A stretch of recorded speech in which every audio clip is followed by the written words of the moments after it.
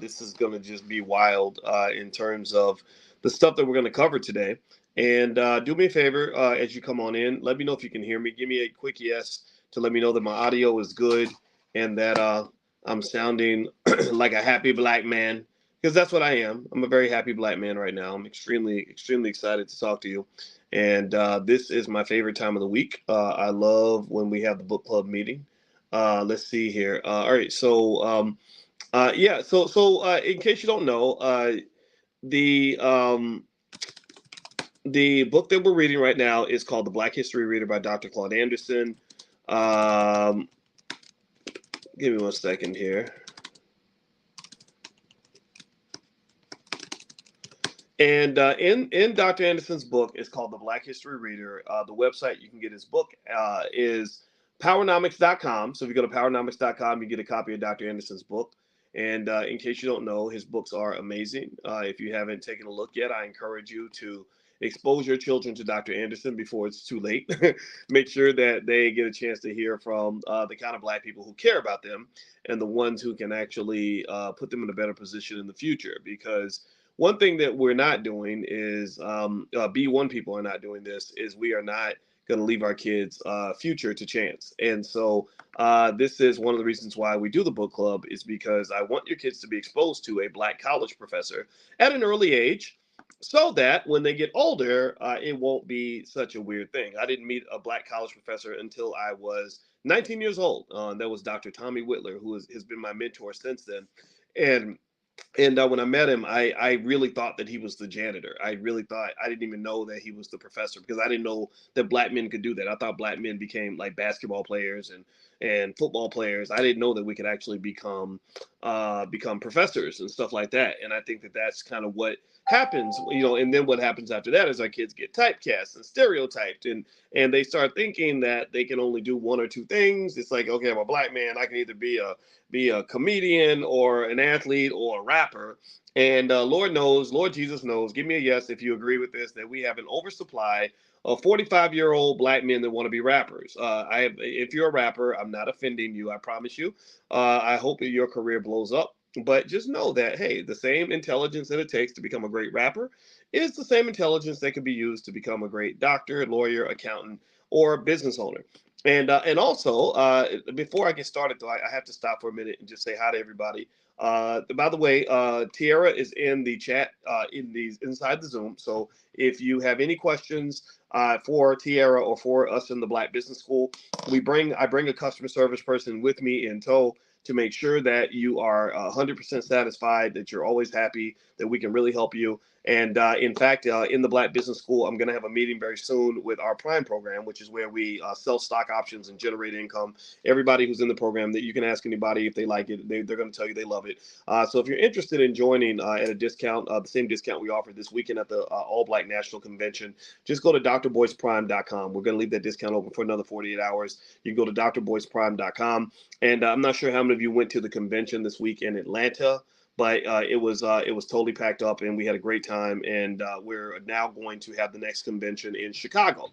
So for the next, I think, 4 days, you can get next year's convention tickets at 50% off, and the vendor passes if you want to be a vendor, sponsorships for half off. Everything's half off until Sunday. Once Sunday hits, it goes back to regular price, and we will sell out. I guarantee you we will sell out, because the convention is very popular, and anybody who's ever been, ask them what they think about the convention. If you came to the convention, say something in the chat so everybody will believe me that I'm not just blowing smoke. It is the best convention you will ever have gone to in your life. There is no other event like it, like the All Black National Convention. I'm just telling you, there's nothing like it anywhere. All right, so let's get started now. Karen has a question about the A, B, and C replay.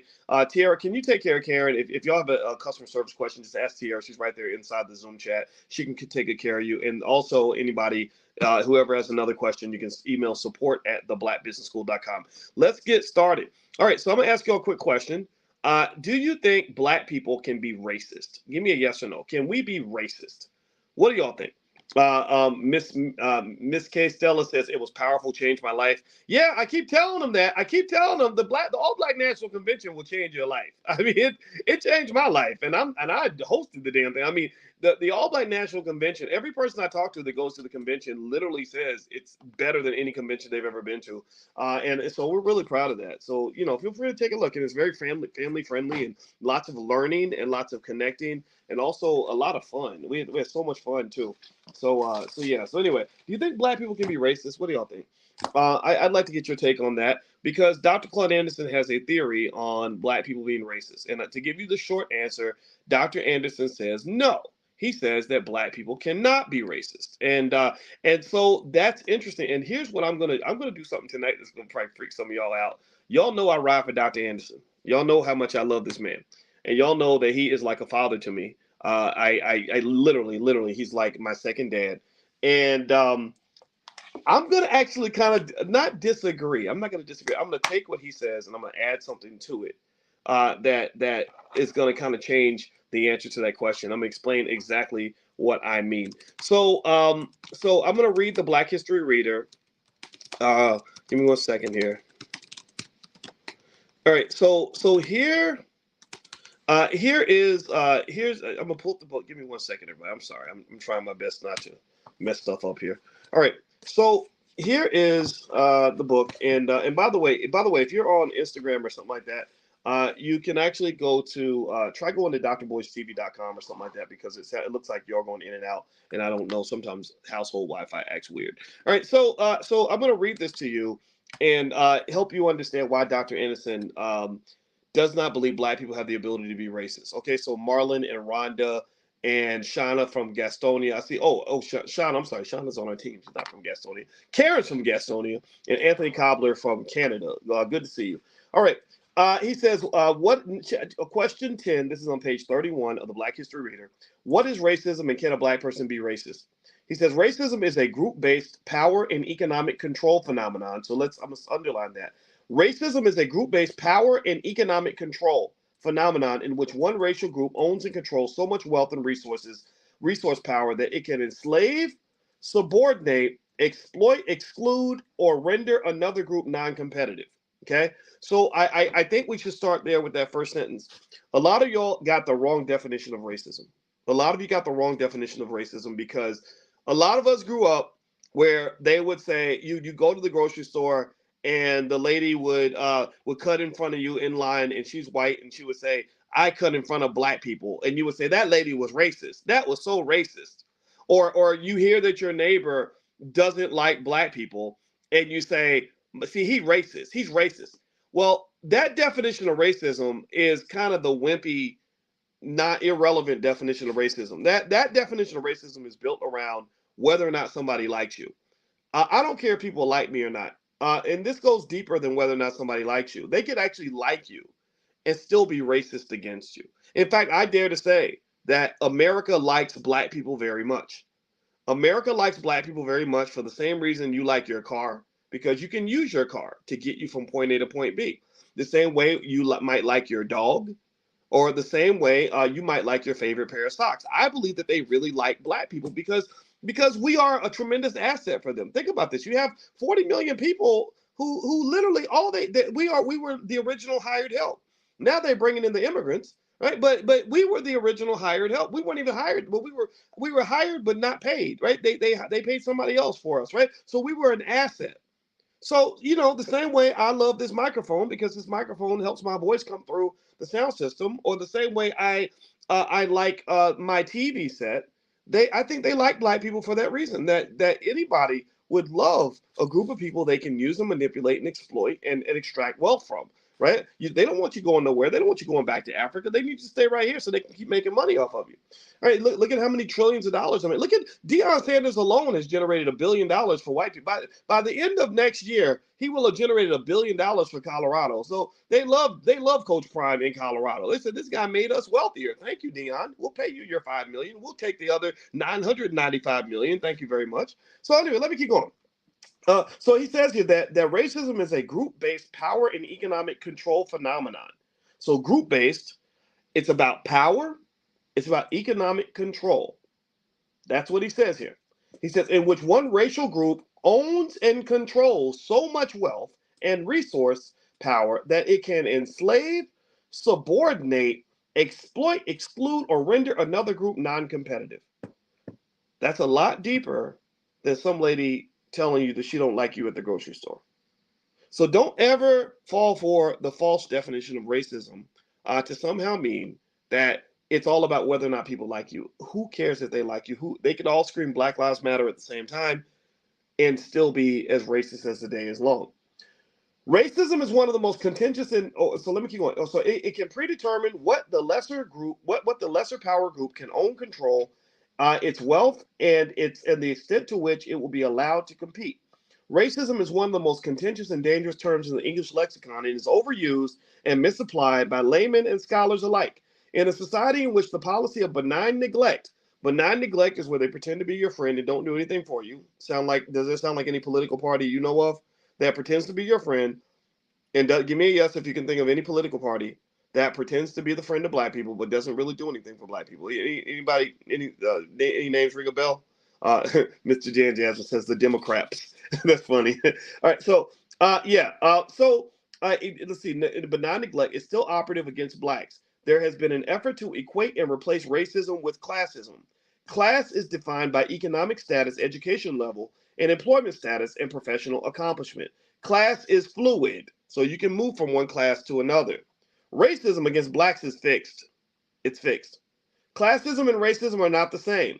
Blacks as a group, not as individuals, not as individuals. Very important to understand that. So Lil Wayne, I think I heard Lil Wayne say, the white people are very nice to me. Well, that's because you make them lots of money by getting on stage and calling yourself a nigga. Like that's why they love you. They like any black man who performs, an adequate minstrel show. He's very intelligent. Don't get me wrong, very intelligent. But if he was not thugged out, tattooed from head to toe, calling himself the N-word and disrespecting women, they wouldn't like him nearly as much. If he showed up and said, I'm like Malcolm X, I'm intelligent and smart and I run with Farrakhan or whatever, right? And I believe in supporting the black community, they would not be as so nice to Lil Wayne. They probably define him as dangerous. But if he shows up as a thug, it's like, oh, okay, we like thugs. We like guys who are going to drink so much syrup that they're going to die by the age of 45. That's good. We like that for you. All right. So let's keep reading here. Racism against blacks is fixed. Classism and racism are not the same. Blacks as a group cannot cross the color or race line. Religious, gender, ethnic, or cultural groups are not the victims of racism, but of classism. The power and economic control phenomenon of racism is not applicable to them because classes are subcategories of the larger society, and generally they participated in the economic enrichment from black enslavement. Further, classes are open and fluid and promote the right to compete for equality. So classism is not racism. Do we understand that? Are we in agreement with that? That when people try to relegate the racial conversation to one about class and poverty, anybody ever seen that? I remember when I was young, I remember becoming very frustrated when there was a very nice lady who was, I guess you might call her an ally. She was a liberal white woman. And I told her, I said, racism really bothers me. I really want to battle against things like wealth inequality. And she said, race is not the issue. She said, we have to get rid of poverty. And I remember suddenly I felt the weight of 8,000 gorillas on my back all at one time. Like all of them, like wearing backpacks, overweight gorillas, big, heavy gorillas on my back. Because I remember thinking to myself, how in the hell am I going to solve poverty? Like, I don't know how to solve poverty. I don't know how to get rid of, do you mean I got to solve all of poverty before we can start talking about racism? Really? And some of you may have heard this. Some of you may have seen this, where people want to say it's not race, it's about class and poverty and the wealth gap for all Americans and all that. And I can just say that really dilutes your ability to get what you deserve and get what you want. So let me keep going here. He says racism came into existence on the eve of the Civil War after all the resources had been distributed to European whites. The practice of racism was originally designed to deny blacks the right to compete, to be equal, and to become a class.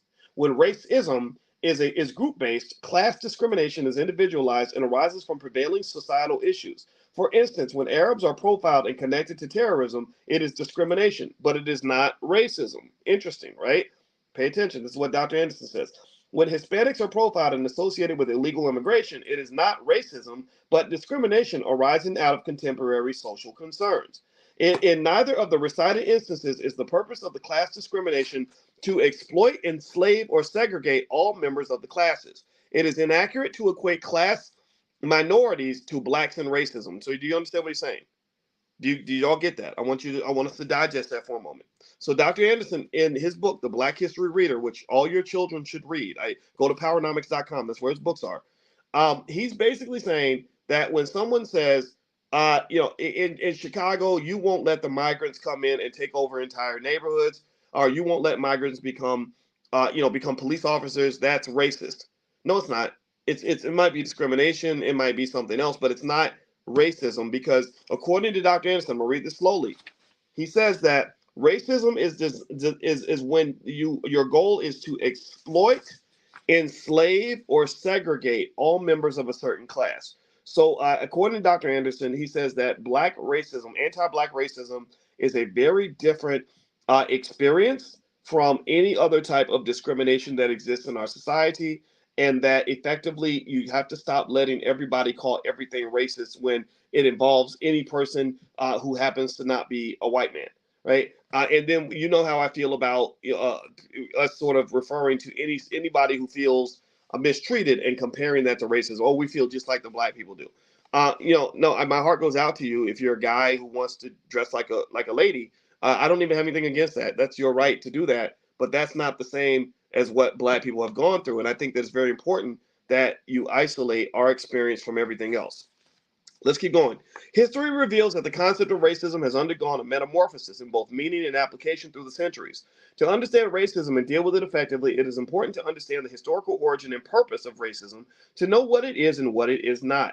Racism is a word and concept, did not just pop up out of the blue. It evolved from a confluence of events and circumstances. The practice of equating individualized gender, ethnic, cultural, and religious discrimination to institutionalized racism against black people provides justification for continuing the racial status quo.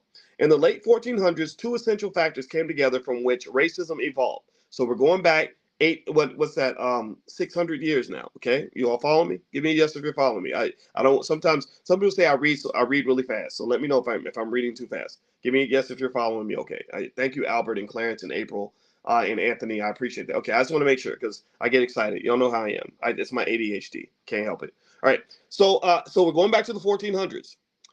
Two essential factors came together from which racism evolved: the possibility of free land in the Americas and free labor from African blacks. So land and labor, keep that in your mind. At that time, the entire continent of Europe was, look at this, pay attention now, Europe, very wealthy country now, or continent, excuse me, very wealthy continent. At that time, the entire continent of Europe was dysfunctional, ravaged by famine, crime, poverty, and disease. All of Europe was just it was just ghetto, just real ghetto to be a European at that time. It was ravaged. They had just gotten out of the Black Plague. If you don't know, the Black Plague killed 1/3 of all of Europe. So entire systems had fallen apart. There is no hood you've ever been in that is in a worse condition than Europe looked like at that time, right? Before they discovered the wealth they could get from Africa. Do you understand? Are you following? Okay. So he mentions ravaged by famine, crime, poverty, and disease. European countries were looking for lands to conquer to infuse their nations with new energy and wealth. The Catholic Church, these religious guys, was the leading invader and controller of world expansionism. During that period, the Vatican was given 16 black slaves as a gift. A short time later, Pope Innocent issued a special edict and declared that blacks should be used as free labor, thereby establishing a new kind of slavery.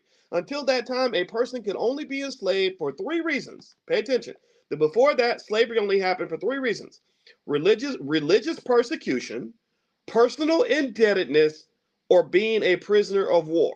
So before anti-black slavery occurred, you could only be enslaved for one of 3 reasons: because of your religion, personal indebtedness, you have a debt. Well, that type of slavery still exists.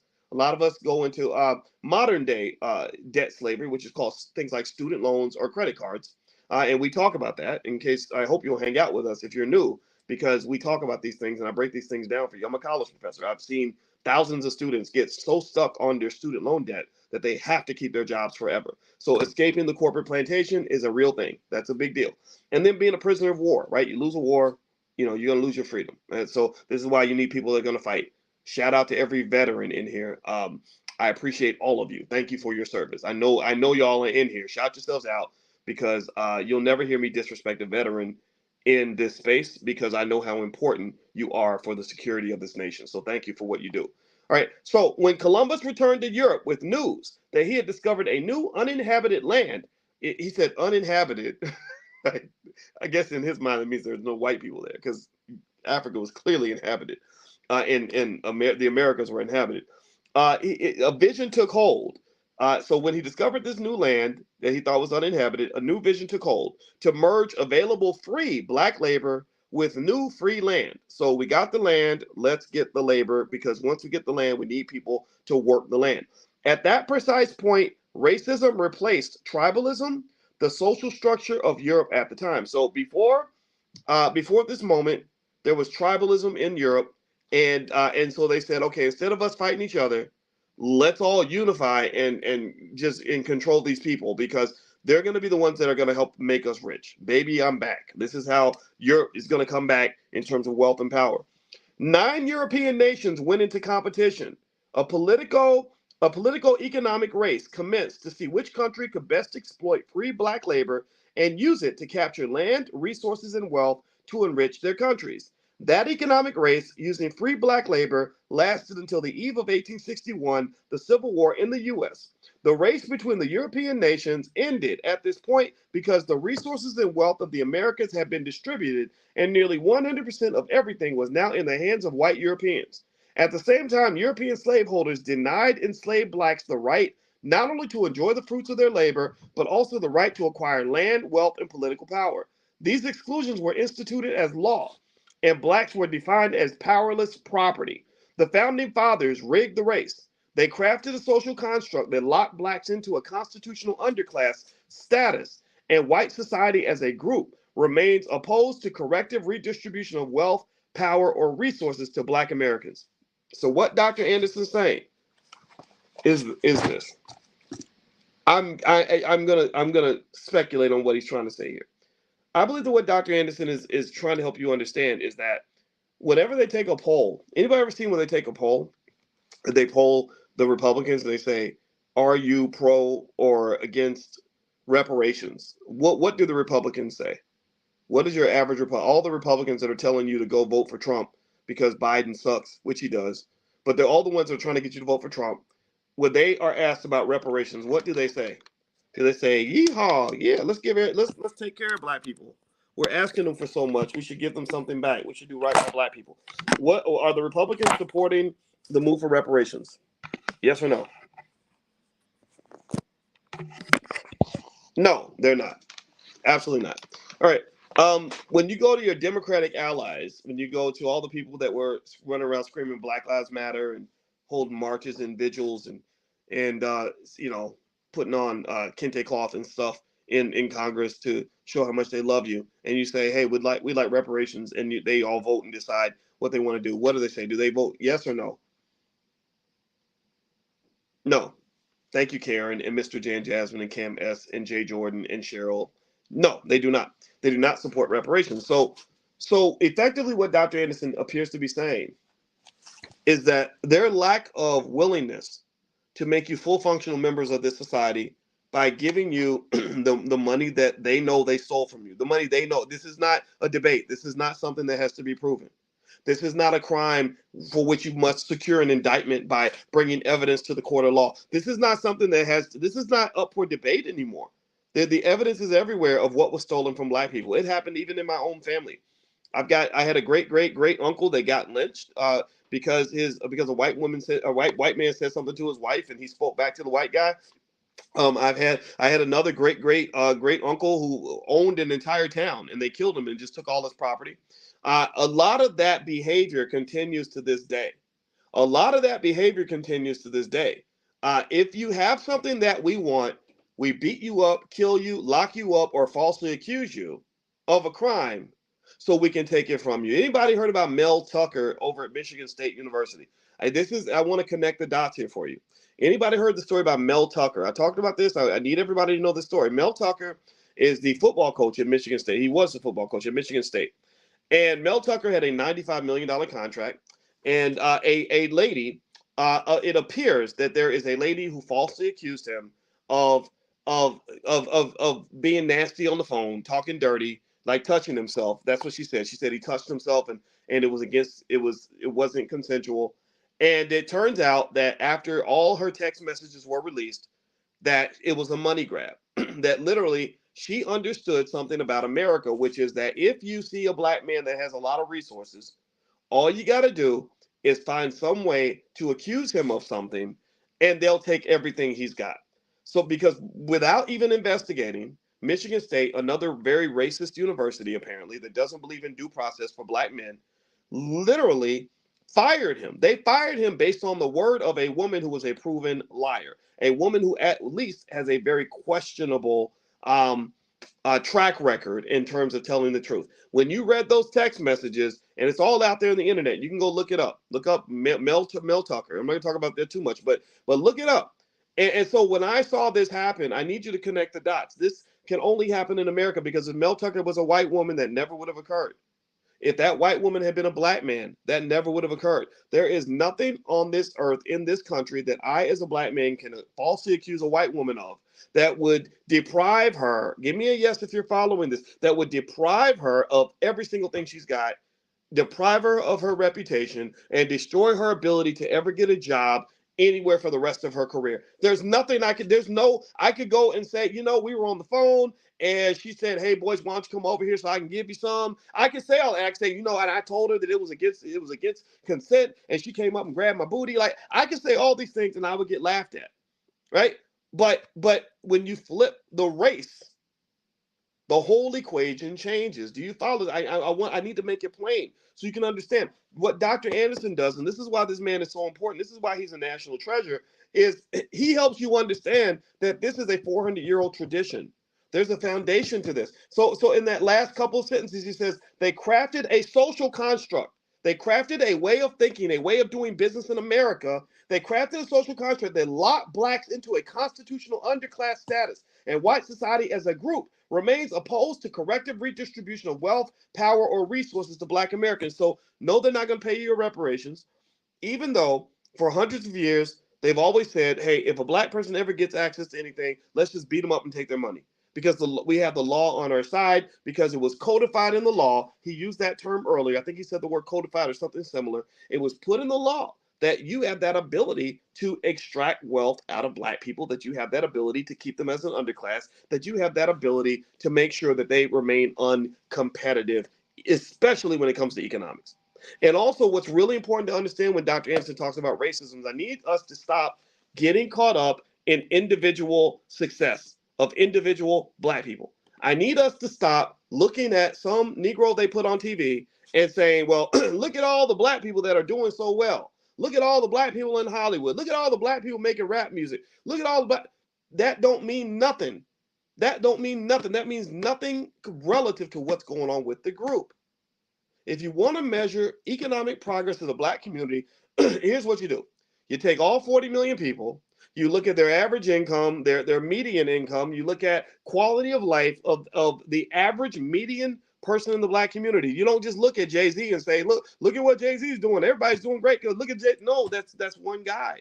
And that's one guy in one special, unique profession where black men and women are allowed to succeed, as long as your rappers are not exactly the healthiest members of the black community. And that's one of the reasons why they're allowed to become wealthy and powerful and famous, because they fit the description. They fit the stereotype. Same reason that Denzel never got an Oscar or anything for any of the great movies that he had done before he did Training Day. When he did Training Day, they said, that's a good now right there. Like that's what we expect from those people. That was so realistic.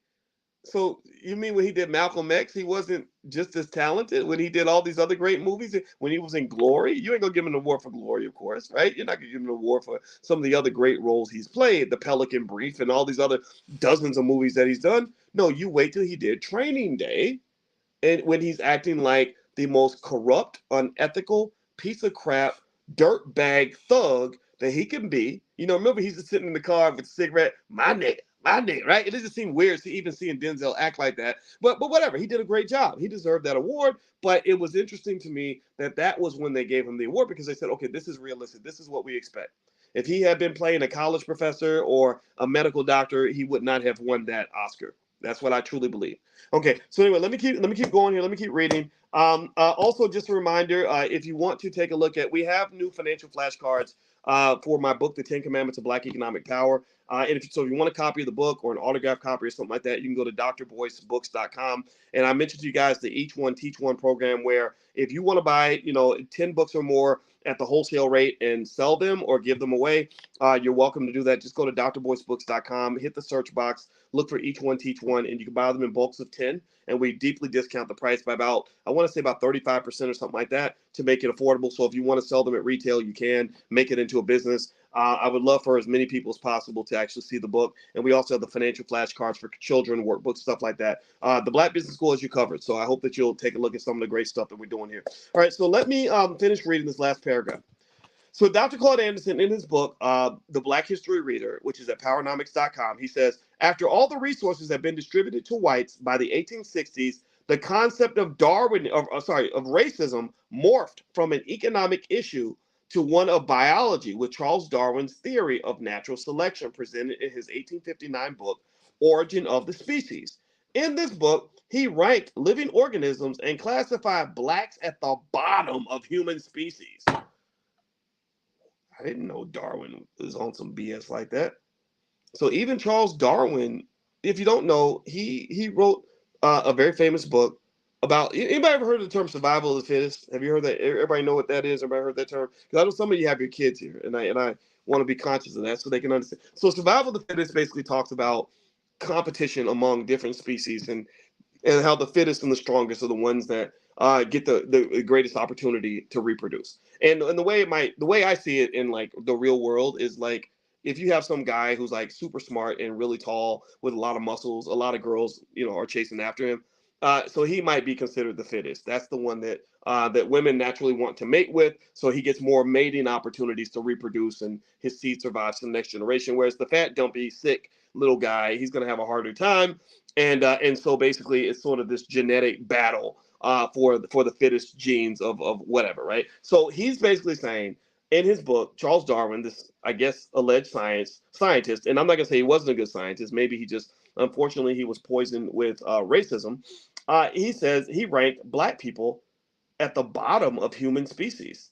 Wow. Out of Darwin's biological theories grew the requirement that all persons be identified by racial designations on birth certificates, driver's licenses, and other public documents. Race remained a biological issue until a century later, with the advent of the civil rights movement, when racism morphed again. The concept of racism expanded and took on a more colloquial and casual meaning that signified not power, but personal feelings about liking or disliking individuals. Remember, I was mentioning that earlier. That lady in the grocery store saying she don't like black people. People are like, oh, that's racist. You racist. And they make it into this thing about people's feelings as opposed to making it about power and resources. And so I want to make sure that we understand that the definition of racism is more symbolic of systematic effects that deprive certain groups of people of opportunities and economic possibility. It's about power. It is not about whether or not somebody likes you. It's also not an individual thing. It is a team sport. Okay, so racism is not tennis, one person against another person. It's football, right? It's a system. So let's keep going. So race remained a biological issue. Let me see. Until a century later, with the advent of the civil rights movement, when racism morphed again. The concept of racism expanded and took on a more colloquial and casual meaning that signified not power, but personal feelings about liking or disliking individuals. This misdirection and misapplication of the term racism allowed the original objective of racism to maintain the inequality between whites and blacks to continue unabated. So because you misidentify what racism is, you never solve the problem of racism. That's what happened. Racism is like the criminal who robbed the bank. They got in the getaway car, and then they switched cars. And they gave the car to somebody else, and that car went south, and the bank robbers went north. So the cops started going south and they're chasing the wrong car. So the part of the reason that racism is not being solved in America is because the people who are allegedly trying to solve the racial problem in America are chasing the wrong car.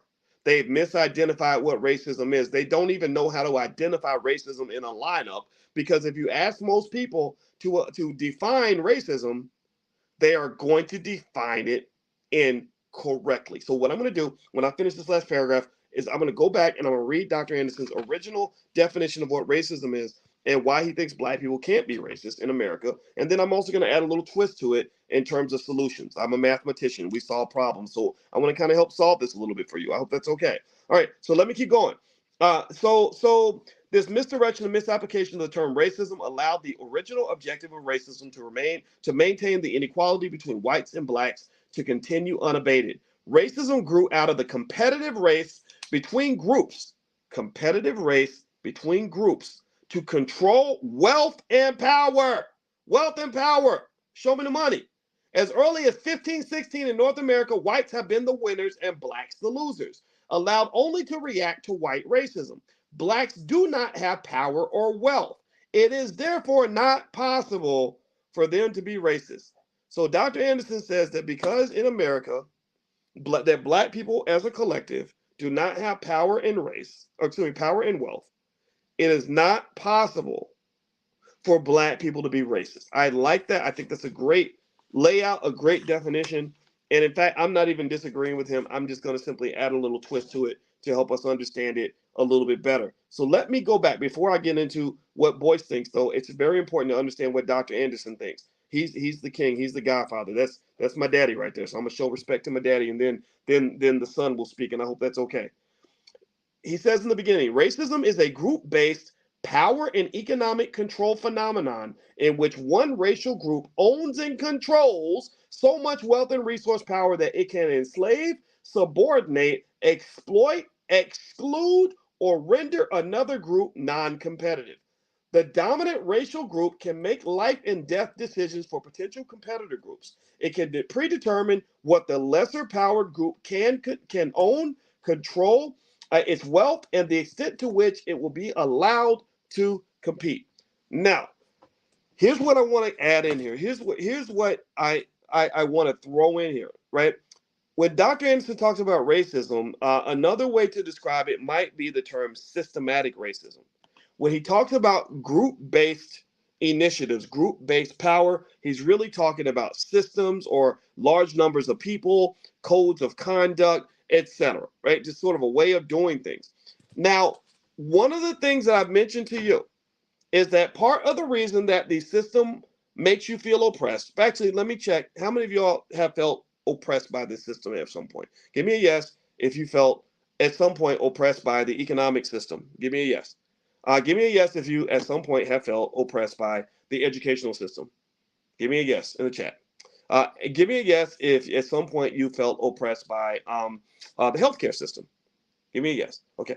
Give me a yes if you've at some time felt oppressed by maybe our system of media, Hollywood, the crap that's coming out of Hollywood. Anybody felt that? I know I have. It sucks, right? It all sucks. So here's what I think we have to understand too, is that the degree to which you feel oppressed or harmed by a particular system is heavily connected to the degree to which you are connected to and committed to that system. Now, I speak to some of y'all. When I was at the All Black National Convention this week in Atlanta, I met a lot of parents who were running homeschool networks. I met a sister named Queen Thais who runs a whole massive homeschool network. And so they are the public school system. It's not like, oh, we got to worry about what the superintendent of Chicago Public Schools is going to do. No, Queen Thais is the superintendent. The parents are the teachers and the administrators. They run that school. That is a system. They have a process. They have a way of doing things. Now, let me ask you this. Give me a yes or no. Do you think that those children are oppressed by the educational system that they are exposed to? Yes or no? Do you think that they feel oppressed? Do you think they feel like, man, it's hard being black up in here? Queen Thais, she be just mean. She be slapping Negroes, man. She don't got no respect for that. Do you think that they feel oppressed? No, they don't. They don't. And I'm not just talking about Queen Thais. Chanel, who works with us, She's part of homes. A lot of Hebrew Israelite individuals that I work with. So much respect to you, Nation of Islam. They get it. Their kids are not. I went to Muhammad University of Islam. Uh, they're not worried so much about the Chicago public school system. They maybe just feel bad for the kids whose parents have put them in those systems, right? And again, no criticism, but this is the point. The point is to say that one thing about being in a system and being oppressed by a system is you must ask yourself, why am I here? Being oppressed by a system, for the most part, is a lot like being in an abusive relationship. You're fighting with your partner, you're asking them to be nicer to you, you're asking that woman to respect you, and she refuses to. You're asking that man to give you some flowers, and he don't want to give you no flowers. He gives flowers to a side chick. And or you're asking people to do right, and they won't do right. Well, there is a point where you have to ask yourself, hold yourself accountable, and say, why am I committed to this thing that we created together that doesn't serve me in an appropriate way? Why am I chasing love in all the wrong places? Why am I committed to something that's not committed to me? Why am I giving to something that's not giving back? Why am I in a situation where I am constantly the giver and somebody else is the taker? So when you look at things like, for example, the school system, I think it's absolute simple common sense to say that every parent in America who cares about the issue of racism should do everything in their power to keep their children out of the public school system, especially if they feel that that system is a racist system. It doesn't make racism go away, but it does, at least in that context, protect you and protect your child from whatever they're going to do to your child, right? The same thing can be true. Let's go to the economic system. A lot of you have been on the corporate plantation. All of us have. A lot of you have. I was. And when I worked for people that did not like me, I did not enjoy it. It was not fun.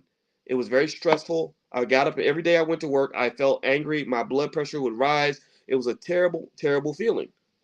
So that's when I realized, and I figured this out when I was about 36 years old. At 36 years old, I said the best way for me to confront the oppression of this economic system is to put myself in a space where I have a system of my own. I don't have to go take over the country. I don't have to change Syracuse University and fight them and beg them to change the way they've been doing things for 100 years. I don't have to change the whole world. I don't have to change the whole world. I do not have to change the entire world. All I've got to do is change the world around me. I only had to change my world. So what did that mean? Well, that means I said, man, you know what? I think I spent years learning the wrong stuff. Instead, I spent years in the system, fighting the system, trying to succeed despite the system, when I really never should have been in the system. If I could go back to when I was 18, I'm not saying I wouldn't want to get a PhD, but I would have got it for fun. Instead, when I was 18, you know what I would have done? I would have spent all my time learning how to start a business. I talked to a 29-year-old the other day, and he said, I'm trying to get these jobs in engineering. Nobody's hiring. It's really hard. I'm really depressed. I'm going through it. My girl's looking at me funny because I don't know what to do, and I feel kind of bad because I'm a grown man and I should be doing better. And I said, I understand because I've heard this a million times. A million times. You don't understand that the wino, where the wino started, the idea of a man being a wino sitting around drinking out of a paper bag all day, that started when the steel mills all went out of business and black men could no longer get jobs. So I said, I understand this. I said, so if you want to know how to be successful financially, I'm not going to give you a whole bunch of advice on how to tighten up your resume, how to apply for the right jobs, how to do the right follow-up. Somebody else can show you that. What I am going to tell you is that if you want to be where you want to be economically, you just have to do one thing. And he said, what's that? I said, one thing, just find a find a product that people need and learn how to sell it to them. Just find something that people need and then learn how to sell it to them. If you can find out what people want and you can go get it and sell it to them, then you'll have all the money you want. That solves your money problem. You'll have your money problems will go away. Your girl's gonna think you're the greatest. And to me, that yeah, is it hard? Yeah, it's very hard, right? It's very, very hard to leave the economic system and all the temptations that exist, right? That if you get lucky, things will be great for you, but it doesn't happen for a lot of us. It's very scary to do that and very difficult, but it's also scary and difficult to find a way to survive in that system that doesn't want you. So either way, it's going to be hard.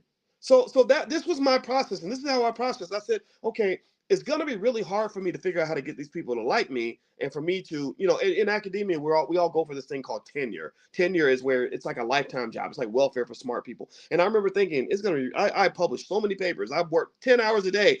I don't know how to get these people to give me tenure. I said that's going to be really hard. So I said, okay, so it's really hard for me to figure out how to get tenure, but it's also hard for me to figure out how to start a business. So the difference, though, is that if I figure out how to get tenure, that means I get a life sentence working next to people who don't even like me that much. But if I solve this other problem over here, I can be free. I can be free. And I might get rich at the same time. I might go out here and make a few $1,000,000 if I do it really well. So I said, well, since I got to pick something hard anyway, I might as well pick the hard thing that liberates me as opposed to the hard thing that makes me more comfortable in a really awkward, uncomfortable, dysfunctional situation. Do you understand? So I'm gonna say this.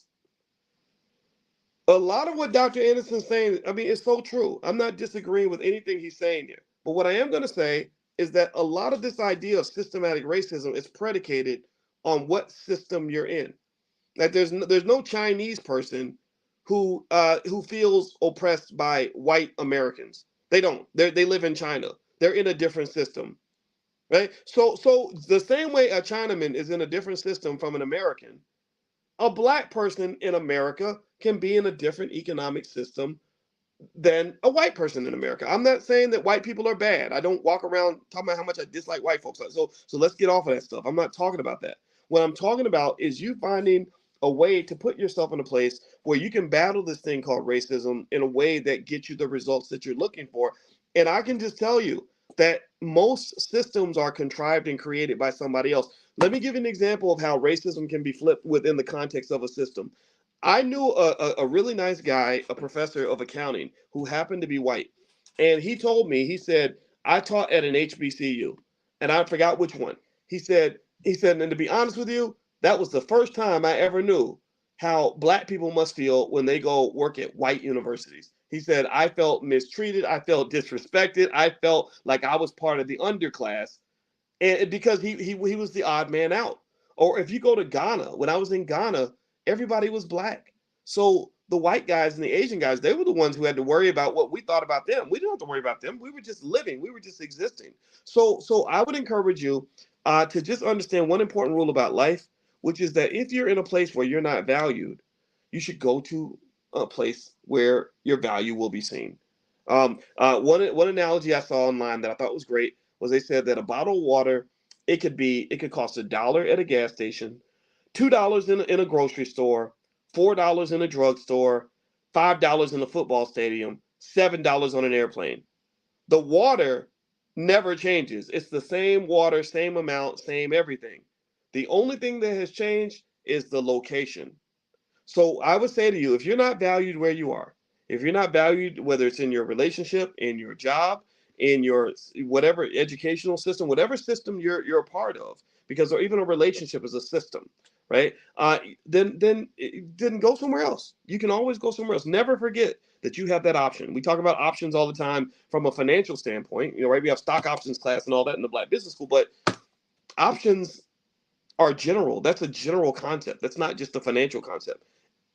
Typically, people who have options are better off than people who don't. In fact, the opposite of slavery is options. Slaves have no options, but you don't have to be a slave. Okay, so this is where I would say with Dr. Anderson's definition, his definition of racism is a system in which one group racially oppresses another group. And what I can tell you is that I've been in black-owned businesses where black people had all the power, and black people were then the ones who were challenged to be ethical enough to decide not to oppress people who didn't look like them. Or when you're running that family business, or when you and your kids are working together and you're creating that empire that's yours, well, then the outsiders are at a disadvantage. But when you're constantly going to other people's institutions and trying to barge your way in, you're always going to be at a disadvantage because that is not your space and you are by yourself. You don't have you don't have you don't have the strength that comes with teamwork.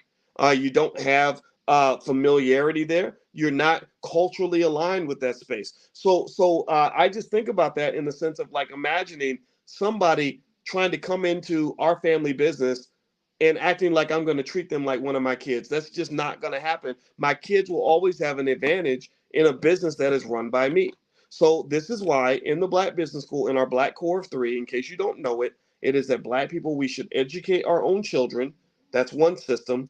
Create our own jobs. That's another system. And support Black-owned businesses. And that's supporting the second system. If we do those things, then we're going to see our strength and power grow. Because so I'm going to read again what Dr. Anderson says here in this first paragraph. The first paragraph is very powerful. This is page 31 of the Black History Reader. He says, racism is a group-based power and economic control phenomenon. So group-based power and economic control in which one racial group owns and controls so much wealth and resource power that it can enslave. So he's talking about the fact that it's group-based. It's about power and economics. It's not about people liking you. Also, one group controls the vast majority of the resources and wealth in that system, right? So if you go through downtown Chicago, downtown Denver, or any other major city, and you look at all the buildings, and I want you to find, I dare you to go downtown and find one skyscraper owned by a Black person. I dare you to find one skyscraper, even in Detroit, with all the Black people we have in Detroit. Most of those skyscrapers are not owned by Black people. We don't even own the gas stations.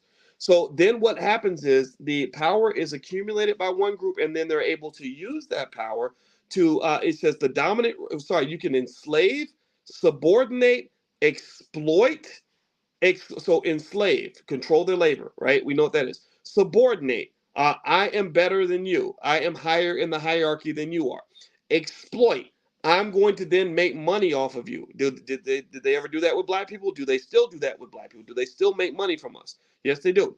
Exclude, do you think Black people feel excluded in America? Right? Exclude, render another group non-competitive. We're heavily non-competitive for the most part. We don't dare. We'll compete with each other. You'll see Black people fighting with other Black people before you see them fighting with the system, and that's because many people have deemed themselves non-competitive. The dominant racial group can make life and death decisions for potential competitor groups. It can determine what the lesser power group can own, control its wealth, and the extent to which it will be allowed to compete.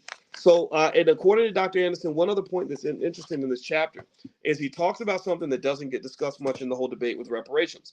With reparations, one thing that people talk about is they talk about reparations, and the book's called The Black History Reader. It's on powernomics.com. Everybody should get a copy. So one of the interesting things about Dr. Anderson's first chapter is he also discusses the fact that that the Catholic Church is heavily involved in the reparations conversation.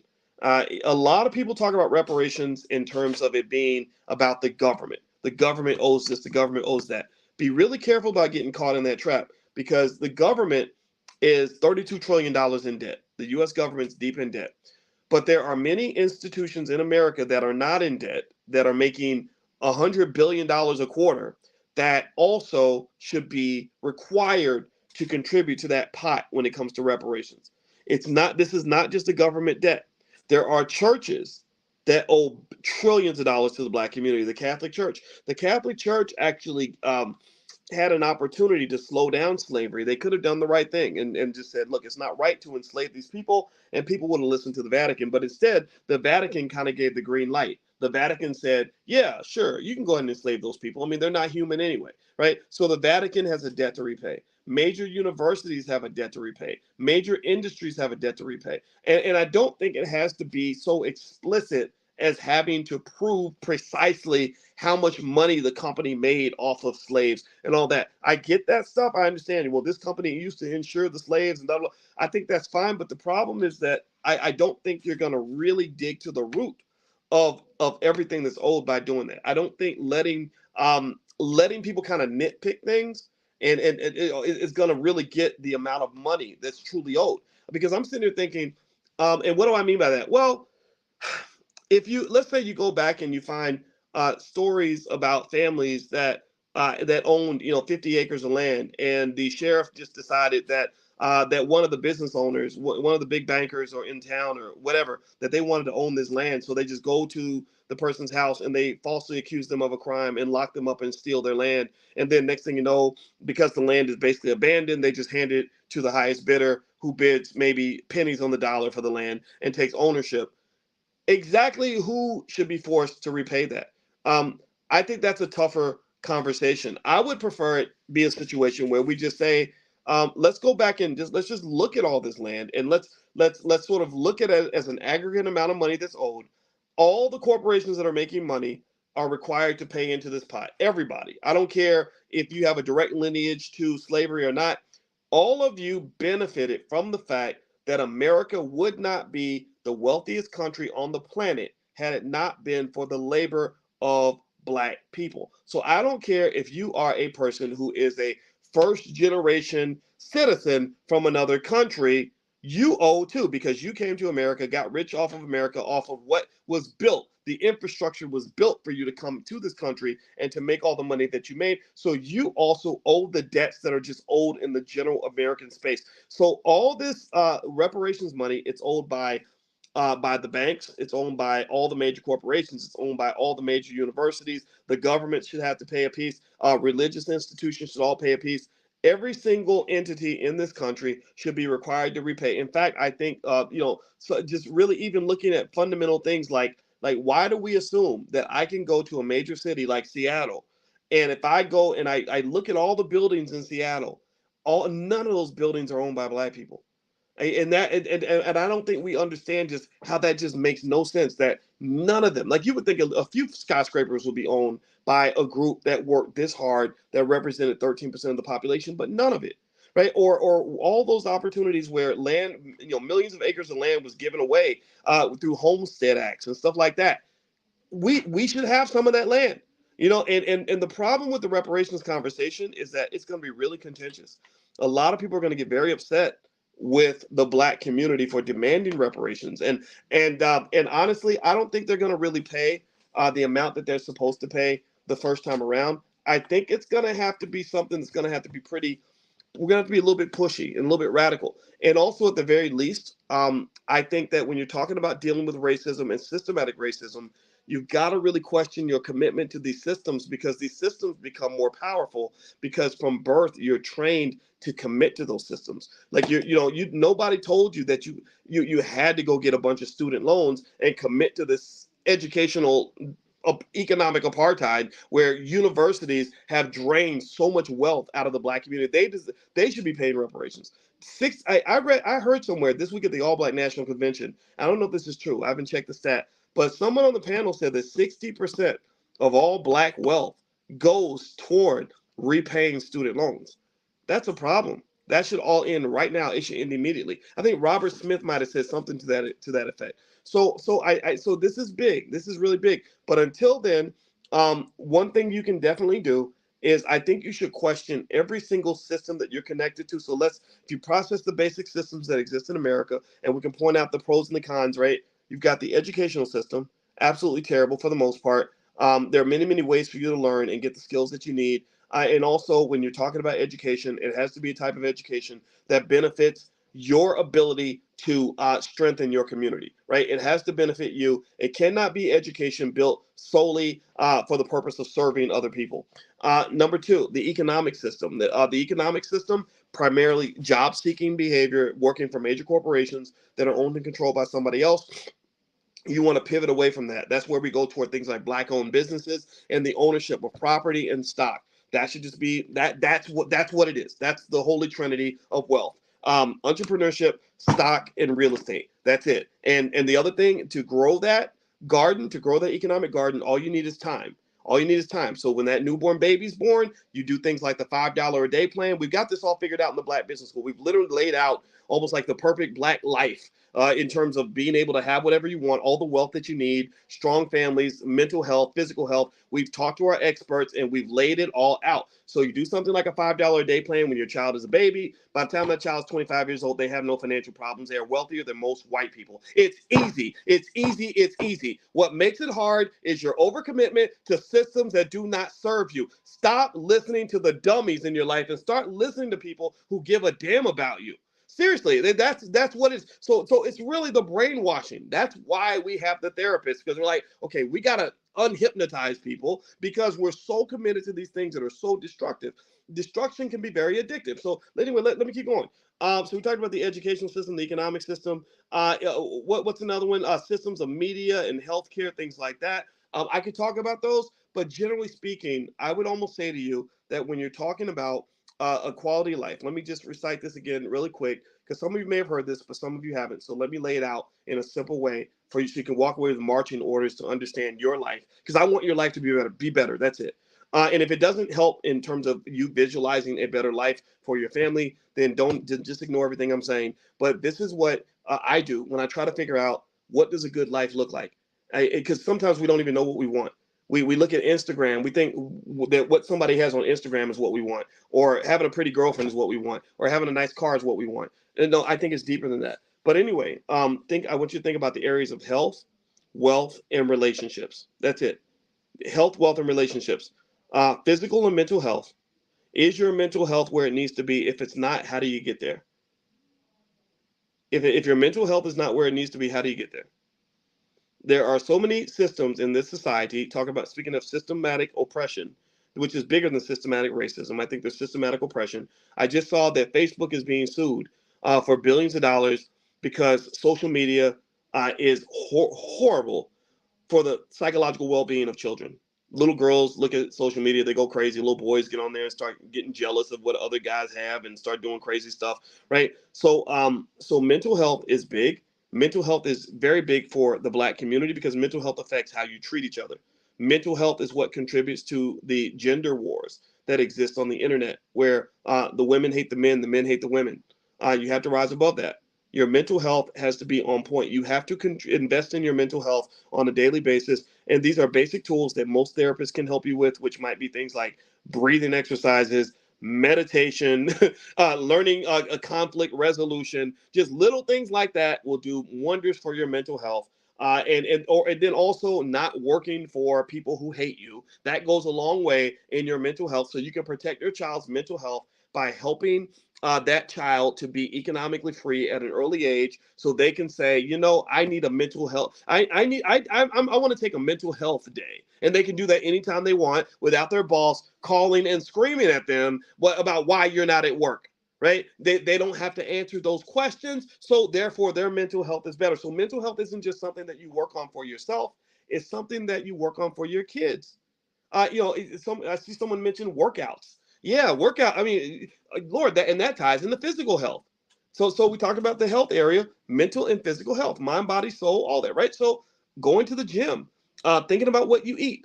Uh, Capitalism is crazy because since the money has infiltrated your government so badly, they literally feed you food that is killing you. They literally feed you food that is giving everybody cancer, and they know that it's giving everybody cancer, and they do not care.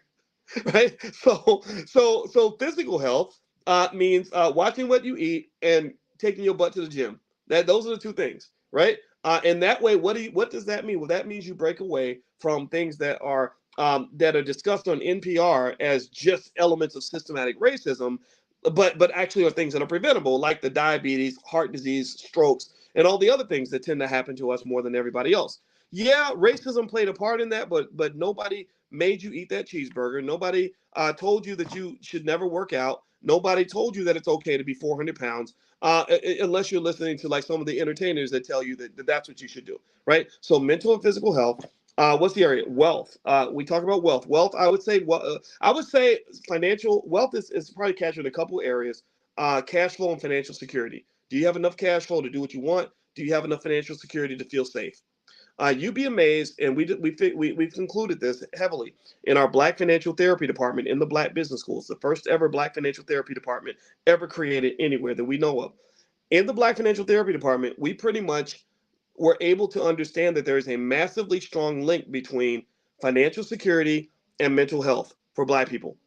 Think about this. Give me a yes if you agree, if you understand this. When your money ain't right, you are stressed out. You're losing sleep. You're having night sweats. Also, your marriage is on the rocks and struggling. I just saw a video today where a lady was 30 years old and saying that she hated dating other 30-year-old men because she expects a man to make $100,000 a year. And I said, "Whoa, that's a pretty tall order to expect." But that's what it is, right? And the biology actually says that women are just naturally more attracted to men that can provide financial security. That's just a fact. That's not going to go away, right? And then also, what's really crazy when people say, "Well, those expectations are unrealistic." Yes, they are, absolutely, right? But actually, another funny thing that I read in a biology book is that most female mammals are attracted to the males that are in the top 5 to 10% of their cohort, right? So they don't want the average guy. They don't want the beta and the Charlie and the Delta. They want the alpha. They want the leader. They want the main guy, right? And so that's why you have some guys like the Kobe Bryant types and the Michael Jordan types that have all the girlfriends, and the regular guys get passed over a little bit, right? But then at the same time, though, if you want to talk about that from a relationship building standpoint, which would be our third category, I think that maybe as a kid, we have to learn the difference for young ladies between picking a boyfriend and picking a husband. I don't think you pick a husband the same way you pick a boyfriend, right? That's like me trying to hire somebody for a 10-year contract, and searching for somebody who also would have been a temporary worker. A temp worker is not the same as somebody that you give a long-term contract to. Those are two different negotiations. And this is where, again, the therapist can help you with these sorts of things, because when you have broken families, your wealth and your mental health just kind of go, completely to the toilet.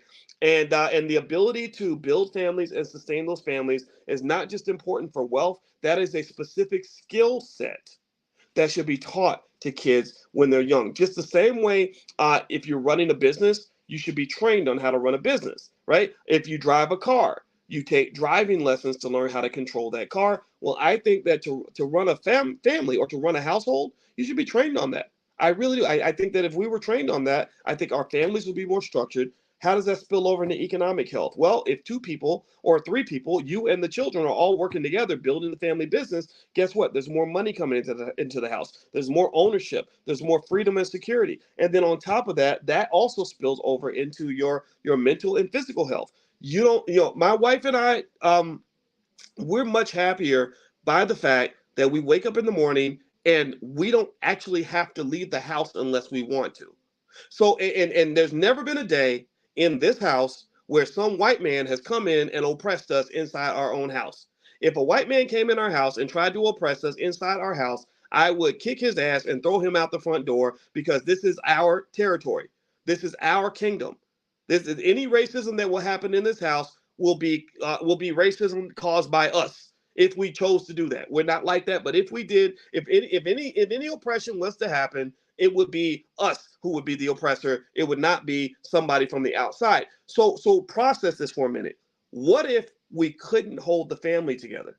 What if we didn't have our mental health in check? What if we didn't? What if I was a crazy alcoholic, drug addict who liked to kick my wife in the face every morning just before breakfast? What if that was to happen? And then she said, "Get the hell up out of my house, you crazy man!" And the kids have watched this, right? The kids are traumatized now because they saw me kicking their mother in the face. Now I'm gone. I'm like, I'm out of here. I'm gonna go find me some hoes and go find some place where I don't want it. So I pack my bags and I leave the house. And then my wife is here fending for herself. The mortgage and all the bills are several $1,000s a month. Now she doesn't have a teammate anymore. She has nobody helping her pay those bills. So in addition to the trauma that she experienced with the husband that kicked her in the face before breakfast and the crazy angry kids who are mad because they've been traumatized, she now also has to leave the house to go find work. She has to go find some other way to get the bills paid. Right? And so then at that point, her mental health is even further threatened because she's got to go into these hostile spaces every day to do only God knows what to make enough money to keep a roof over the heads of her kids.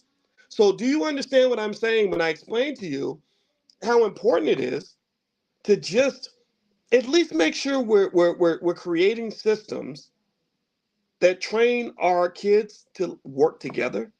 so that when they become adults, they understand the importance of submission to a system or to something that is bigger than themselves. Yeah, I go crazy when I'm on the internet and I see people talking about relationships and they say, "Well, I refuse to submit. I ain't submitting. I ain't submitting to nothing." I'm sitting there thinking, "Well, I submit every day. I'm submitted to the team. I'm submitted to the family. I know I can't walk around here every day like I'm the only person that lives in this house. I'm submitted to the idea that if that as long as we keep this thing together, it's good. When we were at the All Black National Convention, you guys were very nice to me, and I love y'all. I appreciate that. But I'm submitted to you. I'm like, okay, let me make sure I also show up right so that I do my job so we can keep this thing going, so we can all help each other, support each other, and make each other better. I understand and submit to the fact that we do better as a team than we would as a bunch of scattered individuals. Right? These are just simple ideas. Animals understand that. Even animals, geese run in flocks. And they didn't go, nobody taught them to do that. They didn't go to college and take a class on flocking. They just know, if I'm with my homeboys, I'm safer and better off than if I'm out here trying to do everything by myself. And so I think that to some extent, these systems, particularly the system of media, has really taken you out of your natural element and taken away your common sense. Like when I hear a rapper telling me that he's the most important person in the world and don't need nobody, or some lady rapping about how she don't need no man, there's nothing natural about that. That's a traumatized person who's created a very unhealthy coping mechanism and who refuses to get therapy. So I would encourage you to start with those three areas. Just look at your life and just say, okay, health. Where am I physically and mentally? And if I'm not where I want to be, where do I get the tools to get there? Again, we have therapists coming in here all the time. My wife's a therapist too, by the way. So you can look her up, Alicia Watkins. Wealth. Where am I economically? But don't just think about you and don't just think about now. When it comes to wealth, I want you to have what I call investor vision. The opposite of investor vision is when you're thinking about yourself and thinking about right now. How much money do I have right now? Right? That's not how it works. To really have true investor vision, you don't just think about yourself, you think about others that you care about. Your kids, your spouse, your boys, your girlfriends, whatever. And then also, you don't incarcerate your mind by only focusing on one point in time. There's very little you can do right now, today, that's going to change your whole economic situation. It's very hard to do. So, what I want you to do is I want you to practice, give yourself some space. I want you to think broad, and I want you to think about it as a team. Like, what can we do as a team? And then I want you to think long. Like, what can happen over the next 10, 20, 30 years that's really going to set this thing up so that not only am I going to make my life better, but I'm also going to make life better for a lot of other people. That's how the wealth game is played. It's played in a broad, systematic framework, not in a solo, individual, look at me type of framework. And that's important to understand because you have a society where people seek out a lot of individual attention. You have a lot of egomaniac narcissists that become very famous, and then the children see these narcissists behaving that way in public, and they think, oh, that's how I become successful, is to act like that rapper who thinks he's the most important person in the world, and that's just not how it works, right? So then and then the last piece in terms of relationships, everything you want to learn about relationships is in somebody's book. There are videos you can watch. There are therapists you can talk to. And one thing that we also have learned extensively, because my wife is a trauma specialist, is that there is a lot of unaddressed trauma in the community. And what that unaddressed trauma does is it causes you to continuously re-traumatize each other. So not only am I asking you to heal and to consciously heal, I'm asking you to do a couple other things. I'm asking you to not just heal, but I encourage you to spend time around other people who understand the importance of healing. There's nothing worse than going to take a bath and getting all the mud off your body, but then standing next to somebody who's covered with mud, who's wiping mud on you. Right? There's nothing worse than for you to do all the work to make yourself better, but the people that you're around the most think that there's nothing wrong with them. So all they're doing is setting you back because they're re-traumatizing you with their unhealthy behavior. So if you're picking a wife, picking a boyfriend, picking friends to hang out with, Pick people that want to heal, that want to improve, that want to do better. That'll make it easier for you. And then the other thing too is when you're talking about relationships and sort of making those things work, remember, it's not just about dating and all that. That's important. That's very important. But also business is built heavily on relationships. Your ability to make money is built on relationships. In fact, I'm going to say this before we go, and this is something that I don't even know if this is going to sound bad or going to make somebody mad at me, but because I care about y'all and because it's coming through me right now, I'm going to go ahead and say it. I saw something the other day about my friend Damon Dash. Damon Dash from Rockefeller Records. He was a smart guy. He hung out with Jay-Z a lot. And a lot of people look up to him from a business standpoint. They like him, you know, because he sounds really cool when he talks. And he's very smart, though. He's a very smart guy. I spent lots of time around him, lots of time. And I like him. I don't dislike him at all. But I saw something the other day where he was pretty much saying that he was broke. And he was saying he was proud to be broke. And the reason he was saying he was proud to be broke was because you go through the ups and downs, and he can't pay his child support, but he's working on it, and you know, and sometimes we have setbacks, and I agree 100%. That's 100% true. Sometimes you're up, sometimes you're down. That's the nature of investing. However, let me say this: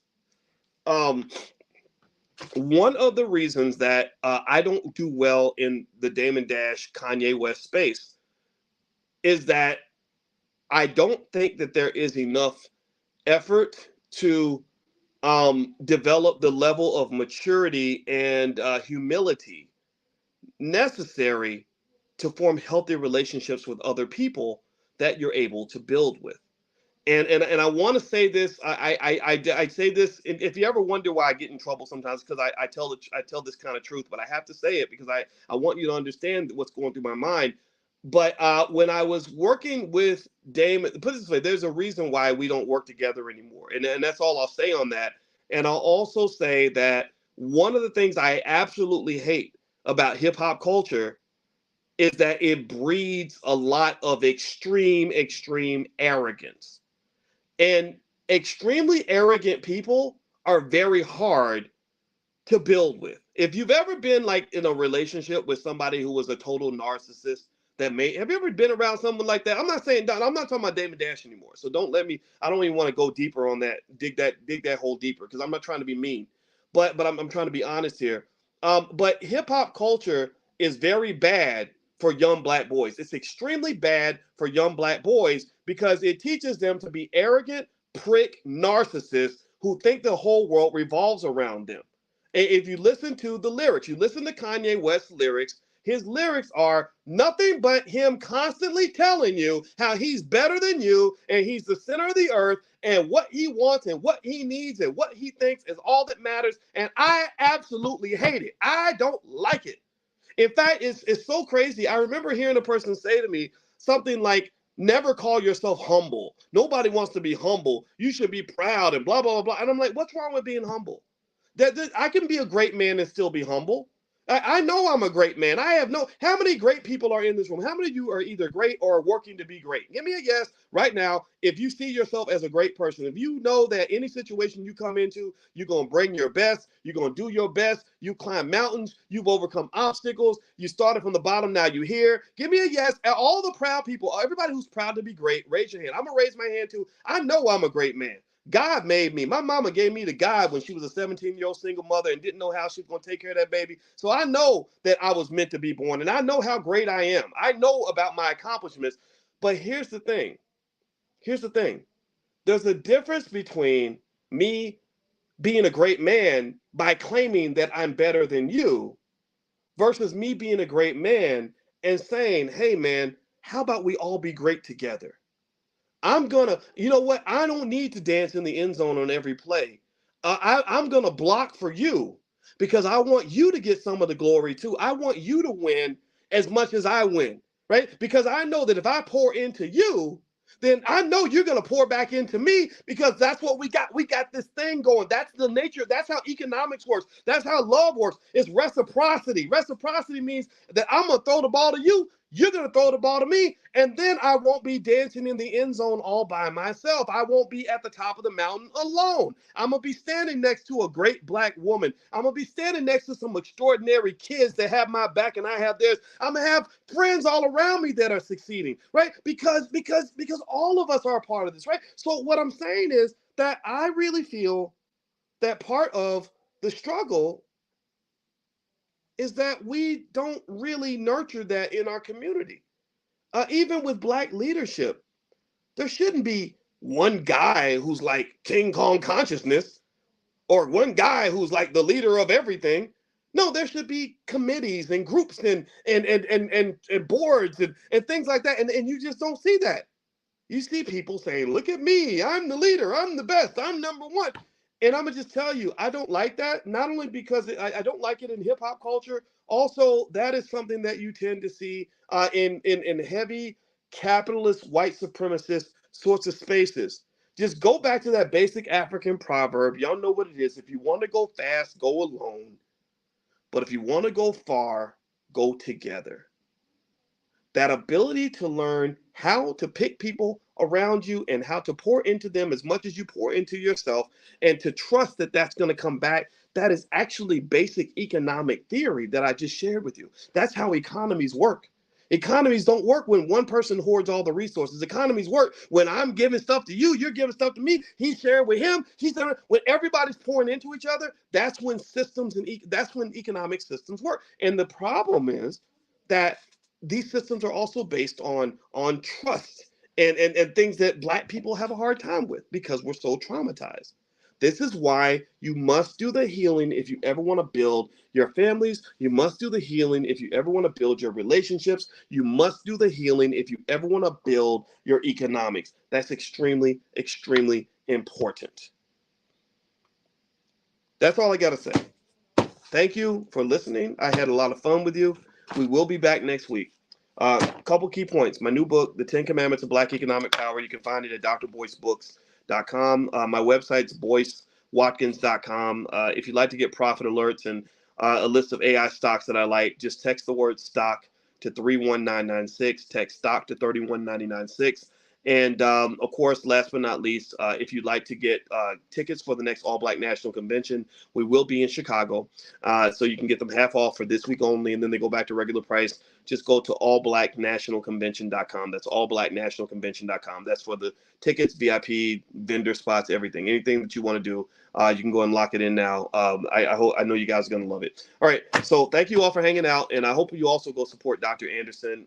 His website is powernomics.com. And I'm just sitting here thinking, oh man, I hope Dame Dash don't get mad at me for talking like that. But I'm not speaking negatively. I liked him a lot. He's a very smart guy. But I have to be honest. I can't sit here and lie about things. So, but it's not any form of disrespect at all. I think that he's legendary. In fact, I'll end with a compliment. The compliment is that I believe that there would be no Jay-Z without Damon Dash. I'm convinced of that. But also, I also understand why Jay-Z had to make an adjustment. And that's all I'll say. That's all I'm going to say. I'm done talking about that one. All right. So have a good day, everybody. God bless you, and I'll see you guys soon. Take care now. Good night.